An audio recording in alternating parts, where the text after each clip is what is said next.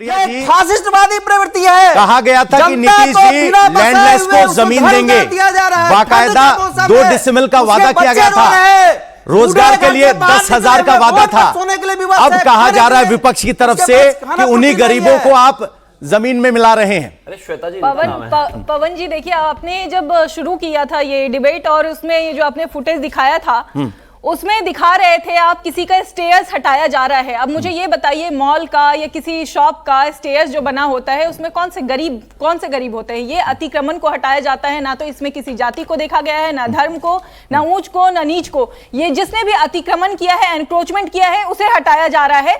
और ये rule of law है। जहां पे आपने अभी वेलफेयर की बात की है, सिर्फ आप वेलफेयर किन चीजों को जानते हैं? सड़क पे आपने स्ट्रीट वेंडर्स या वेंडर्स खड़े हो जाते हैं, उसको आप वेलफेयर समझते हैं। जहां पे वेंडर्स का रूल होता है, स्ट्रीट वेंडर्स का, जिसके दुकान उजाड़ा जा रहा है, क्या रूल नहीं है?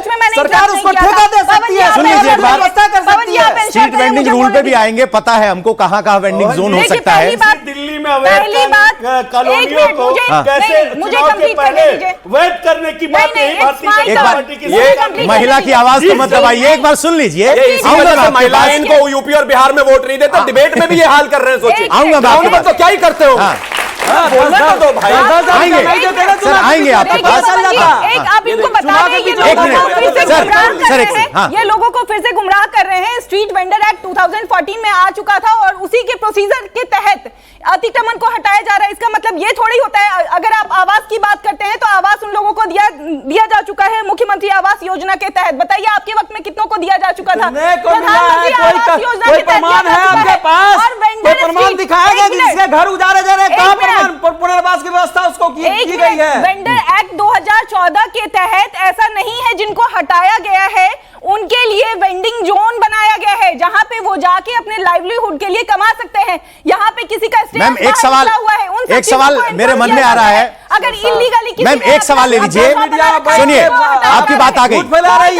पहले नीतीश कुमार के पास गृह मंत्रालय था तो बुलडोजर नहीं चलता था, अब बीजेपी के पास आया है तो बुलडोजर चलने लगा है। क्या नीतीश की सहमति है इस बुलडोजर एक्शन को लेकर? नीतीश जी के नेतृत्व में जो एनडीए गवर्नमेंट है वो विकास के मुद्दे पे काम करती है। और आपको नहीं लगता है कि जब भी हम वेलफेयर का काम कर रहे हैं तो वो विकास की बात है? सड़क पे आप शॉप खोल लेते हैं, सड़क पे लोगों को जाने आने में इनकन्वीनियंस होता है, और आप कैसे बोलते हैं कि ये वेलफेयर काम नहीं है? सैयद जवाद साहब ये तो कह रहे हैं हम तो सड़क साफ कर रहे हैं, आप गलत आरोप लगा रहे हैं कि गरीबों को।